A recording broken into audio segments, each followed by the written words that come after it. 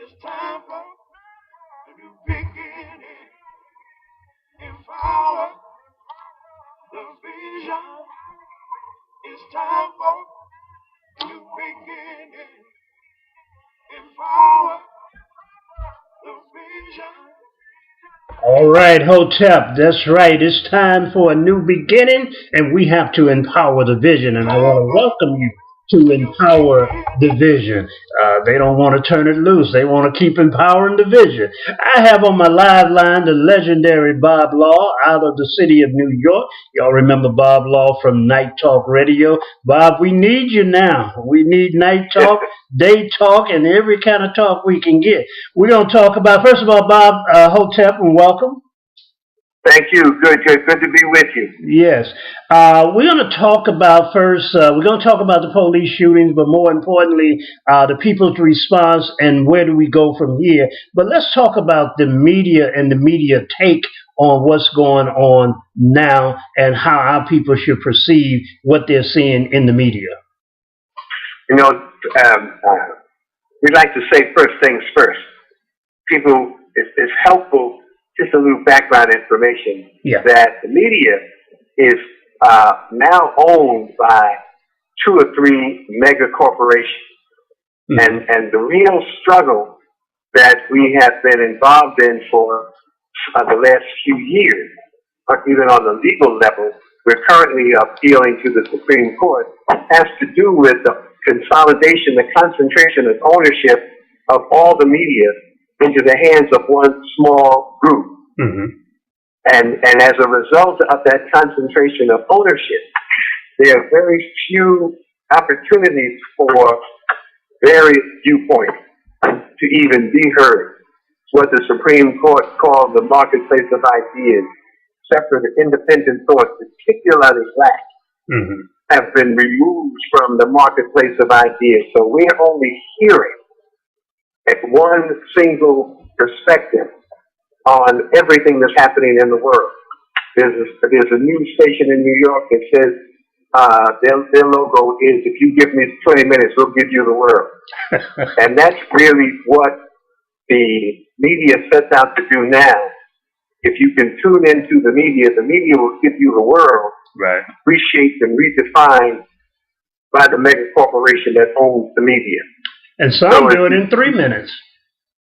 Say it again. I said some do it in 3 minutes in the morning. They give you a snapshot. Oh yeah, yeah.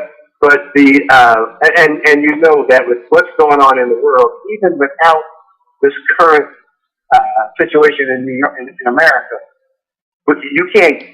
And under ideal times, you can't give anybody the whole world in 20 minutes. Anyway, Right. But it's like Walter Cronkite used to say, I'm giving you all the news you need to know. Right, that you need to know and that we think you need to know. Yeah. That's right. And people thought that that's such a open-minded approach. You're giving us all the news we need. And he was really saying, we're giving you all the news that you need to know based on our deciding what it is and how much of it you need to know. Right. So, but what happens now is that there's a media spin on the events that are taking place in the country right now. There's one of the things that we know is that one of the ways you keep people confused, keep people confounded, is if you've got to keep them focused on wrong ideas, wrong information. You got to raise the wrong question. Right. And if you raise the wrong question, then people are going to start answering the wrong question. Right. All of the discussion, all of the debates will be around the wrong question. So the media says that what we're talking about now is 5 policemen who are being shot, and that there's some people who are so angry that they are saying shoot the policeman, and so that's what we're talking about, or talking about the actual guy who shot the police, who did shoot those police officers. But the conversation is now around unity with the police. Right. Right. And how so the issue, the question then becomes, how do we achieve unity with the police? There's no such issue. We don't have a problem, or they say, I think the president talking about we all come together as Americans. Uh-huh. And can't we all come together? And when you say, can't we all come together? Who we are you talking about? Mm-hmm. Who? Are you saying can black people and white people come together? Okay. And that has to be his message and the message of other black and white politicians. Although I haven't heard many white politicians say it, I hear black politicians. Actually, I haven't heard any white politicians say we all need to come together. Yeah. I just hear black politicians, including the president, say that we all need to come together. Mm-hmm. But we all come together. That's going to do something about police killing us. That will speak to the criminal behavior of the police. Mm-hmm. Because if you look at the demonstrations in the street, blacks and whites have already come together. Yeah. There's just as many white youngsters in the street as there are black youngsters. Right. Sometimes it's more. Right. You know, black folks and white folks around this issue have already come together. Mm-hmm. So how does this unity issue speak to eliminating criminal behavior on the part of the police? Mm-hmm. So we'll never talk about police criminality, criminal behavior of the police, or police committing criminal acts. We never raise that issue, like shooting an unarmed person. That's illegal. If you or I did it, we say it should also be illegal when a policeman does it. We're not going to have that kind of conversation, though. What the media is going to ask you is, how do you feel about blacks, and what does it take for blacks and whites to come together? And when they find out, or blacks and the police rather, to come together, and when they find out that there are some of us who are saying just what I just did about police criminality, then the media makes a point not to invite us into the conversation. Right. Well, Bob, you lead right into my next area, and that is the police.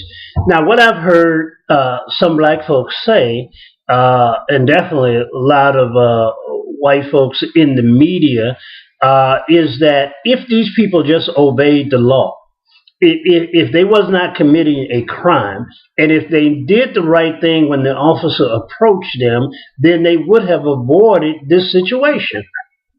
You're calling the police a criminal, and the folks are saying, including some of our people, that it's our criminal act of not obeying the police that caused the problem in the first place. See, it's a complicated answer, perhaps. And Frantz Fanon answered that mindset for us. Yeah. When he talked about how oppression will make you nuts. Mm-hmm. So it's the reality of what we're dealing with.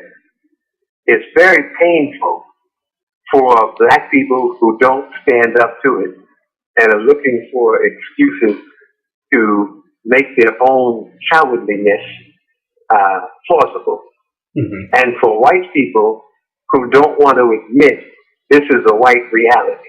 Mm-hmm. It's but past that, it is that there's no, the person these brothers who are being killed, Eric Garner in New York City, is selling loose cigarettes in front of a store. Yeah. The brother was in Baton Rouge. One of the places where the brother was shot. Yeah, in Baton Rouge. Alton Sterling's, they say, was selling CDs. And I've heard our people say, if he wasn't selling those bootleg CDs, he would be alive. Yeah. And so that means that you have to pretend that the appropriate reaction or the appropriate penalty for selling CDs is that it's death. Mm-hmm. Mm-hmm. See, that's an absurdity. Right. But there are people who will say there's a need for black people to say, for some black people, to say that you bring it on yourself. Right. That way they can pretend that they are free and that this oppression is not a real anti-black sentiment that threatens them and their children as well. Because it is a question of your own behavior, and as long as your behavior is in it, as long as you know as a Negro how to stay in your place, then you don't have to worry about any of this happening to you. But here is the real thing. We don't want to have to debate that stuff. We don't want to have to talk about insanity, irrational thinking. That's why when we first around the narrative, that's one of the reasons that people, before we get to the narrative, that's one of the reasons that people are calling for, every place I've heard, people are calling for economic sanctions. Right. Talking about hitting them in the pocketbook. That's where we have real leverage. And people really don't want to have to debate with black people and Rudolph Giuliani, Donald Trump. Don't want to have to debate with them. Their comments are irrational and illogical. And we don't want to be forced into or nudged into a debate with irrational folks like that. We want to have some leverage that says we want justice or else, and we want justice or else we will vote you out of office, or else we will stop buying your product, or else we will suspend the business as usual, like we did last year when people refused to shop on Black Friday. If black people have some leverage, then you don't have to entertain silly arguments. Yeah, but Bob, I hear you, and I can hear folks saying, well, look, what does McDonald's or what does Burger King or Coca-Cola or Target have to do with the police shooting? Why can't I go and buy my clothes and get my Big Mac and still go to the protest before and after? What do the two have to do with each other? See, when we talk, the folks that I'm talking to, when we talk about this protest, when we talk about this economic sanction, we're not saying that you don't buy, let's say McDonald's. We're not saying don't buy McDonald's because the cop shot the brother in the pink housing project, as it's called, in Brooklyn. So that's not the reason you don't go to McDonald's. Corporations make political statements and invest in political issues. Corporations put up money for Save the Whale, Save the Animals, Mothers Against Drunk Driving. Corporations they take a political position on the things that we're involved in. So that most corporations are saying we're giving a discount to the police. We're big box stores, we're giving a discount to the police. Corporations say when there were some innocent policemen killed in New York City, and the corporations said, the New York Yankees, the corporation, they said that we'll pay for the education of their children. Right? Corporations take positions. They come out if something happens that is offensive to in South Carolina, in Charleston, Charleston, South Carolina, right, where the brothers and sisters were killed in the church. By Dalen Roof. Yeah. Right. Sometime later, South Carolina passed legislation around what bathroom gay people could go into or not, transgender people. Right. And they passed this legislation which was viewed as being anti-transgender people. Right. Bruce Springsteen canceled his concert. That's right. Cyndi Lauper canceled her concert. Circus du Soleil canceled its contract. Other organizations canceled their events. Other performers canceled their contracts. That's because of the gender issue around bathrooms. When 9 black people were killed in the church, no black or white performer canceled their concert. No corporation suspended its conference, or nobody withdrew on a financial level. Yeah, but they'll say, Bob, wait, Bob. But let me just say, but the point is, see, that when I talk about, there's a brother who was killed accidentally, we are told, by a policeman in the Pink Houses, the housing project called the Pink Housing Project in Brooklyn. And he was accidentally killed. Even the police commissioner said it was a tragic accident. Never should have happened. Right. Talking about why people are saying, why should I not?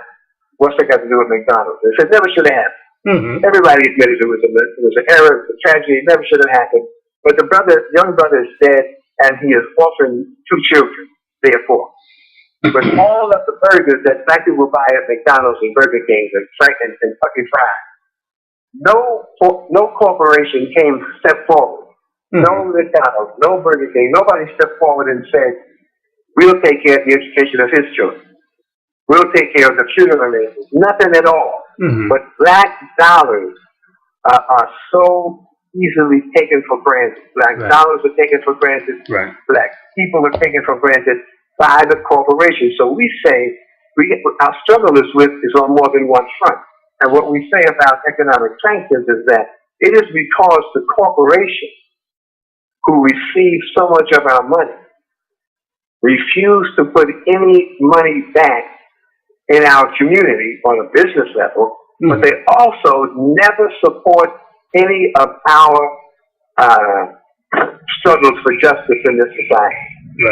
So we're saying to corporations, therefore, if you continue to receive all of our money, no more business as usual. Until you become supportive of our struggles for justice, until you begin to take some political position in the support of justice, the same way you take political position in support of everything except black folks.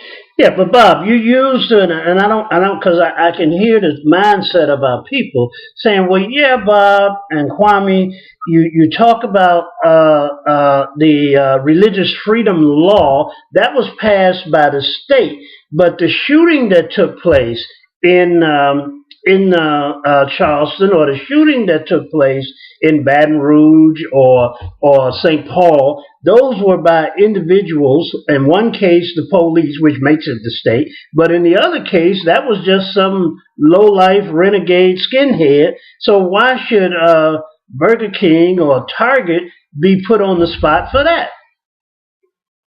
See, that's why I'm trying to make it clear that when we don't come at them for these singular incidents. Right. When we said economic sanctions about a year or so ago, and don't shop it and give up fast food, that's before any of these shootings took place. This initiative is not a reaction to singular acts. We are saying that when people have the ministers on Sunday were saying in their congregations, we have to hit them in the pocketbook. People seem to understand that is where we have leverage. And that's why I'm saying it's never in response. And we would have been saying this again this year, even if these shootings had not taken place. Enough has already happened where corporations have not been committed to our community and to our issues. They have not been supportive. We don't need any more black men to be shot for us to know that corporations take our dollars for granted. We're saying to them, and we're saying to our people, don't use your money strategically. Use your money as a political tool, and not. And so when we say don't buy, I think there's a memo that's going around. A lot of people, almost everybody has gotten this memo on their phone, got a text message saying to not shop at Target, to stop drinking Coca-Cola product. The people who sent that, nobody even knows who sent it, but everybody they send it to forwards it on, and so it's going viral, right? And the reason that's happening is because people are looking for a way that they can push back against injustice. And one of the ways that we have that is effective is to use our dollars strategically, make how and where we spend our money a political decision. Because so much, if people count on our money so much so, you would think that because black people spend so recklessly, that the corporations and the Barneys and Macy's and the places where we spend all this money, you would think that they would be catering to black people. Right. They'd be running ads in black media, they would have stuff on black radio. You know, you would think they would be down with us. Well, why don't But they don't. Why not? Because they are able to count on our dollars whether no matter what happens. Mm-hmm. They know that they can take our money for granted. They can take our support for granted.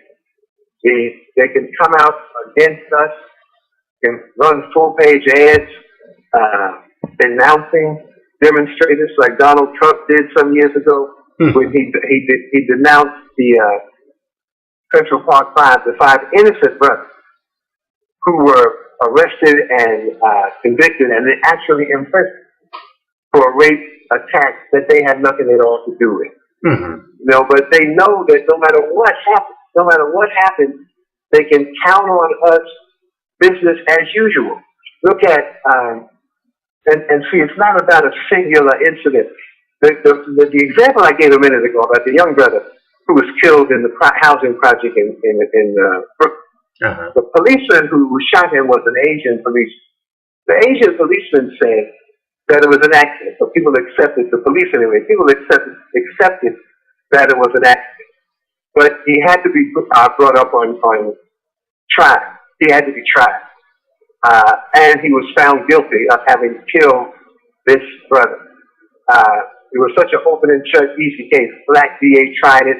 The black DA got the conviction. Then the black DA went to the judge and asked the judge not to sentence the cop. Mm.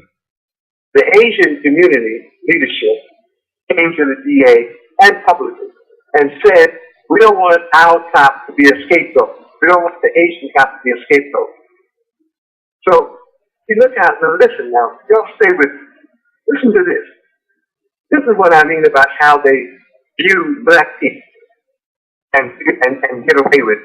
So the Asian leadership says, we don't want this Asian cop to be a scapegoat. That's not fair. You can't be. What do you mean, be a scapegoat? What are they saying? Mm-hmm. How would he be a scapegoat? What are you saying exactly? Because what they are saying is, if white people can kill black people, how come Asians can't kill them? Mm-hmm. If white people can kill them, why is the Asian going to be convicted of a crime? Why is the Asian going to be indicted and convicted and penalized? To penalize the Asian is to make him a scapegoat. Mm-hmm. Somebody's got to pay for killing black people, is what the Asians were saying. Somebody's got to pay for killing black people, but we don't want it to be us. Right. If white folk can kill them, why can't we kill them? There was a young girl named Latasha Hollins in Los Angeles some years ago. I think she might have been 14 years old at the time. Either 12 years old or 14 years old. We went to an Asian-owned store in the black community. The Asian woman accused her of stealing. Latasha Hollins said, I'm not stealing anything. She put her package on the counter. She put her own backpack on the counter. She said, I won't take anything out of the store. I need to go home and get my mother. She put her stuff on the counter, started to walk out the store. The Asian woman came out from behind the counter and shot her in the back of the head. Mm-hmm. Unarmed. Little 12 or 14-year-old black girl. Mm-hmm. On the video camera. So they had it on camera. The DA won the case against the Asian woman because it was so simple. It was on camera. It was on video. Just like what we see with the police now. Right. When it came to court, the DA won. Woman was convicted. The white woman judge says, killing that little girl was such a terrible thing that I'm not going to sentence this woman to any penalty.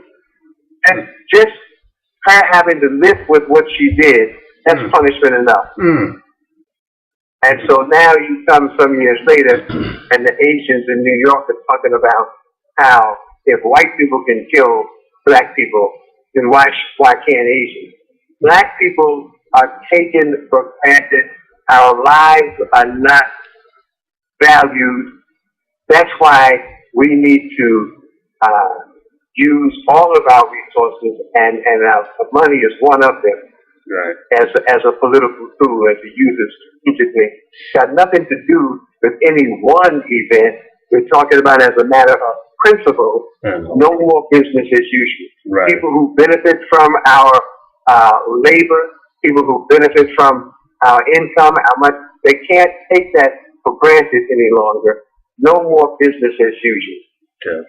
Look, Bob, and I want you to close out with that a couple other things, and I know I got to let you go, that has happened recently. Before I get to the one that is going on, and I saw the petition on yesterday to make Black Lives Movement a terrorist organization or a terrorist movement. Before I let you deal with that, one of the things the media seem to be doing, and black folks fall into it, is asking us to forgive the shootings of the police officer, as the members of the church there in Charleston and the survivors of this church shooting went to court and forgave the man even before he was charged. They were forgiving him. And they're being asked now to forgive the mother of Sterling's was asked to forgive the police officer for shooting her son. She had not even buried her son yet. Fortunately, she looked him in the camera, looked in the eye, and said, "No, I will not forgive. I have nothing to do with what happened in Dallas." But I haven't heard anybody say forgive Johnson, Mikael Johnson, who shot the police officers in Dallas. He was trained by the U.S. government. A gun was first put in his hand by the U.S. government and sent to Afghanistan to kill some people that he didn't even know. So he came back here, and one of the officers that he shot, we now find out, was a sympathizer with the white nationalist movement. He was a white supremacist, whether he knew that or not. But nobody's asking the cops' family to forgive Johnson. Why do they ask black folks to forgive? Well, if you can control the conversation, if you can raise the wrong question, make people debate and talk about the wrong stuff, then you can help create the illusion that black anger is inappropriate. Mm-hmm. That black people don't have a right to say Black Lives Matter. Right. See, that black people don't have a right to resent their own children being killed. If you can create that kind of a climate, create that kind of a mindset, then you are able. The role of media, as you remember, is to manufacture consent. If a government or a corporation, it's one of the reasons the corporations want to own the media. Because if the corporation wants to sell something, an idea, if the corporation wants to do harm to the natural environment, if they want to drill, if they want to do some things, if they want to release pollutants into the water and into the air, the corporations get the media to build a discussion around, is there really any environmental dangers? Mm-hmm. And so that they can create enough doubt that there'll be some people who say there aren't any, this stuff is not destroying the environment. Then you are able to have the ability to do whatever it is you really wanted to do all the time. So the media does. Media helps to create that kind of an atmosphere so that you can literally get approval from the general public to do things that are harmful to the general public. So that if we talk about, I don't want to say something else if we don't, we're getting away from the point. So what you can do is you can demonize the activists. If you can demonize the young people in the street, then you can then call on and you get help. See, hello? Yeah, I'm here. We're here. Okay, wait a minute. We're here. I hit the wrong button. Yeah. Wait a minute. Okay, for a second. Yeah. But Fanon said that there are always these, among the oppressed, that the oppressor always sends these moral leaders, philosophers, motivational speakers,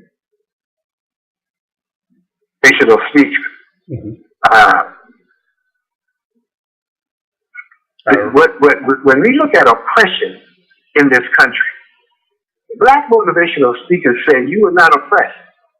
You're thinking wrong. You don't have the right dream. You don't have the right attitude. It's not. So then it's not a question of being oppressed.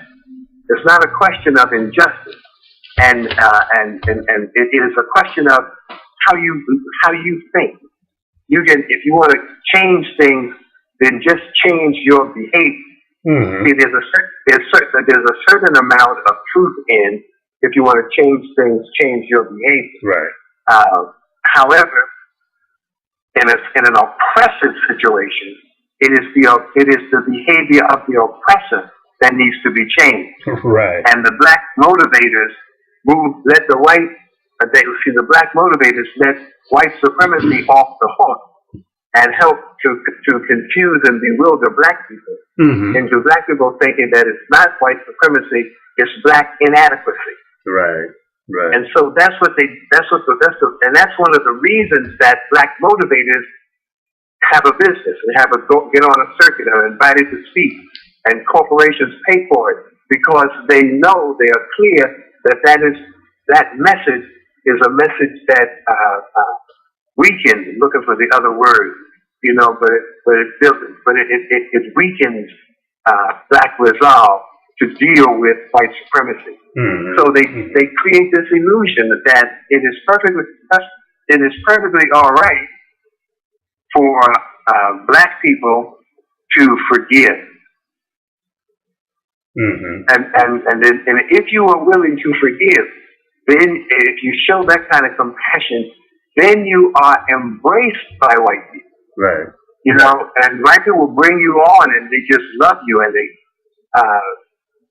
and they even then try to manipulate what you're saying. They try to say, we approve of what you're saying because you're saying first let's forgive white folks, and then let's move on. And so they like to do that. If people could, this whole manipulation of thought.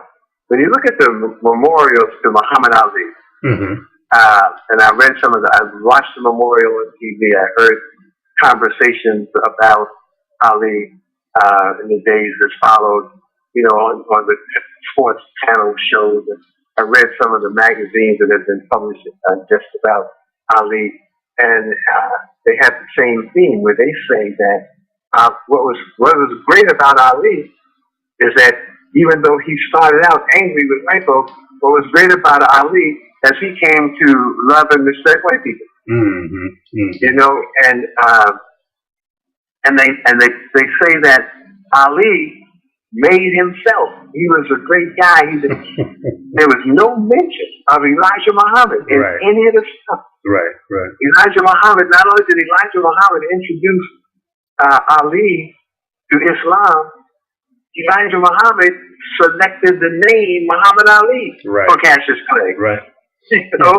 And protected him against the mafia. Absolutely. That's why he was able to do what he wanted to do as a fighter, and speak out, not just of the stuff he did in promoting himself. But he wasn't intimidated. He wasn't afraid. because he wasn't in the boxing business by himself. Right. And during those significant years, his manager was Herbert Muhammad from the Nation of Islam. Right.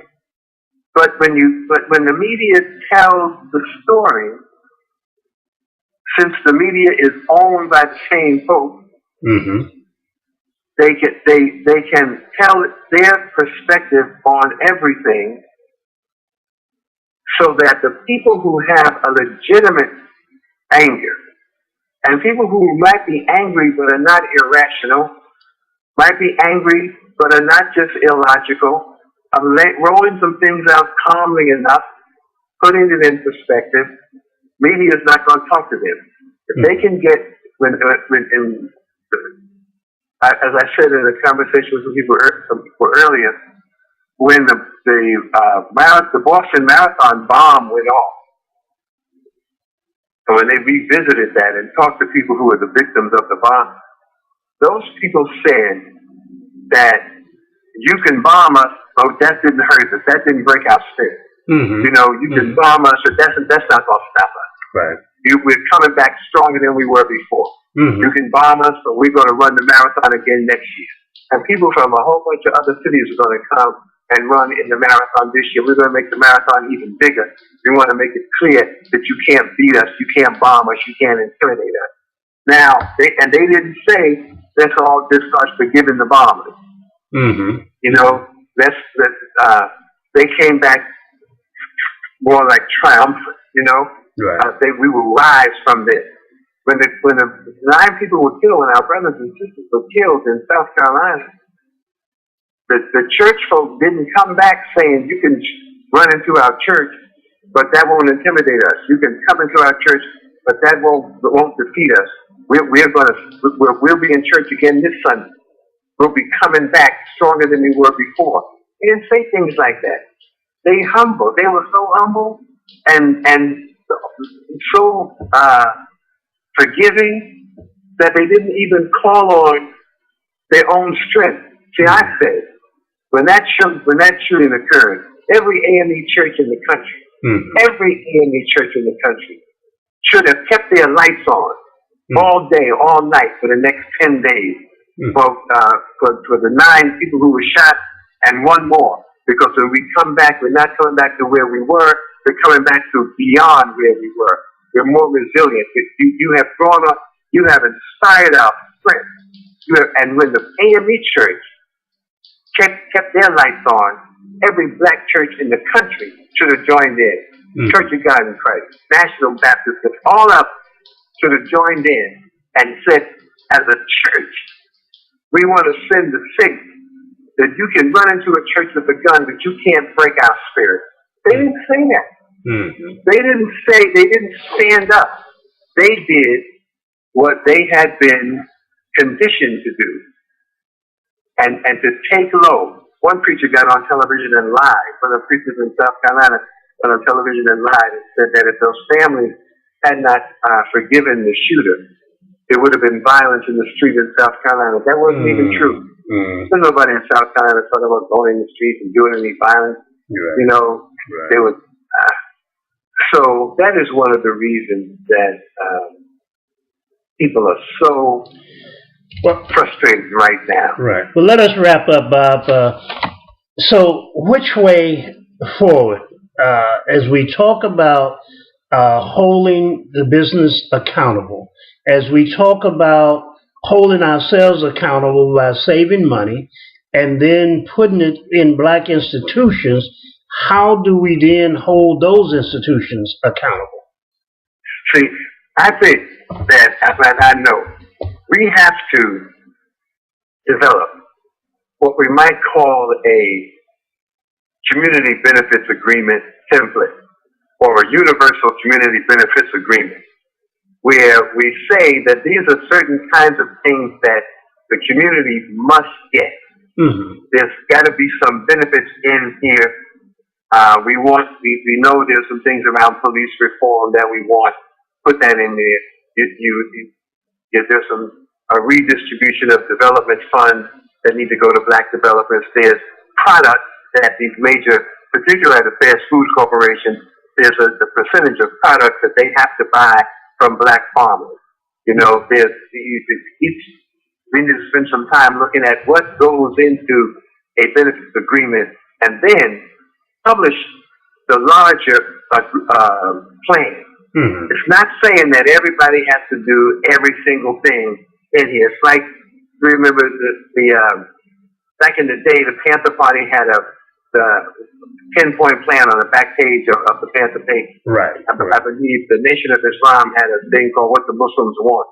And they listed a bunch of things, land, and all the things that we wanted. Mm-hmm. And what it did say was, here's at least a community benefits agreement, mm-hmm. or a plan that would benefit the community, so that, and let's have that in mind as we demonstrate. So when you demonstrate, and somebody comes out of the demonstration saying, okay, this court, like we did with Barney's in New York, there was some trouble with Barney's, the men's clothing store in New York, and people were talking about boycotting Barney's, and so the NAACP people, Hazel Dukes and people from the NAA, Charlie Rangel, a bunch of people who were the kind of mainstream leaders, they had a meeting, and the first thing they said was, we're going to meet with Barney's. We're going to meet with Barney's, and we're going to talk it over. And so no boycott until, let us have the meeting with Barney's. Barney's has agreed to meet, as though Barney's agreeing to meet is victory. Mm. Barney's has agreed to come to the table. Barney's has agreed to meet. That. But of course they did, But but when they go and have the meeting, when they come back from the meeting and never really come back and report to the community what they got. But even if they do, if they come back and say that Barney's has agreed to spend, I don't know what Barney's didn't agree to do anything. Well, when they come back and say, here's what we got out of the meeting, the community ought to be able to look at our community benefits program. Mm-hmm. And look at that and say, oh yeah, well, they haven't agreed to do anything on here. And since they haven't agreed to do anything on here, boycott stays. If they agree to do anything on here, if you were in Mississippi and you say, one of the things that you really want to happen with the fast food industry is that they start buying produce from black farmers. Mm-hmm. If somebody has a meeting and it tells you that they met with the fast food people, and the fast food people agreed that they would put money into a convention, that one of the people was having a convention, and the fast food people will help underwrite. They'll buy a table at the dinner. They'll buy a table at the banquet. They're going to take out 2 full-page ads in the banquet journal. Therefore, the fast food people are kind of coming around.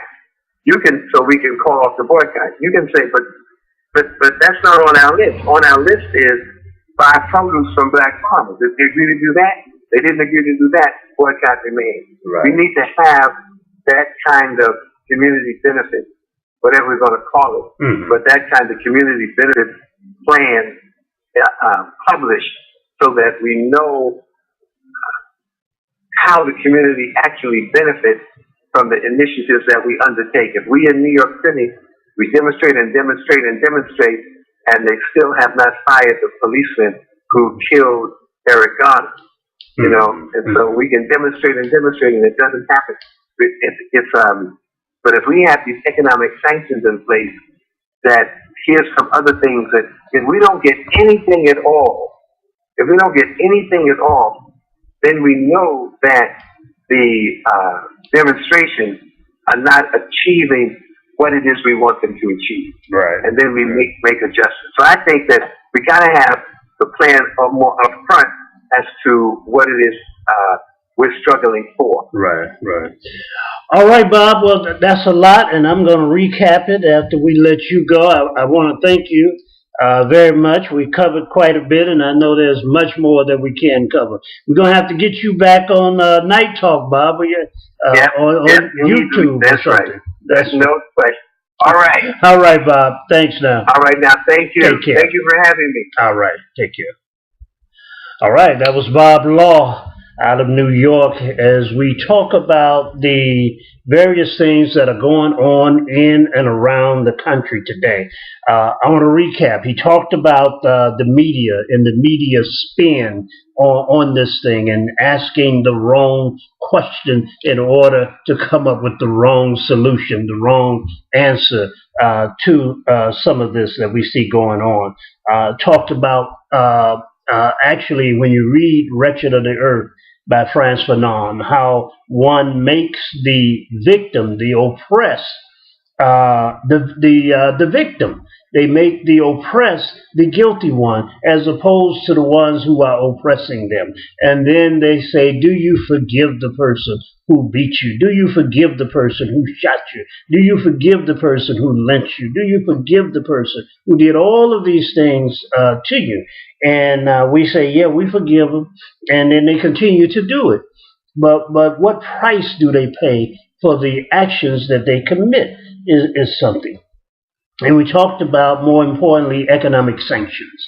This is a capitalist society. It was founded upon capitalism and rooted in racism. And so it's a capitalist society. It thrives on capitalism.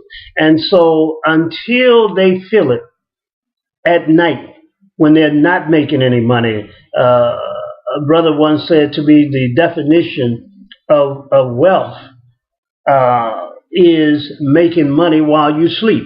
Well, if they're not making any money while they sleep or woke, then they will begin to feel us. Then black lives as well as black dollars will begin to matter to them.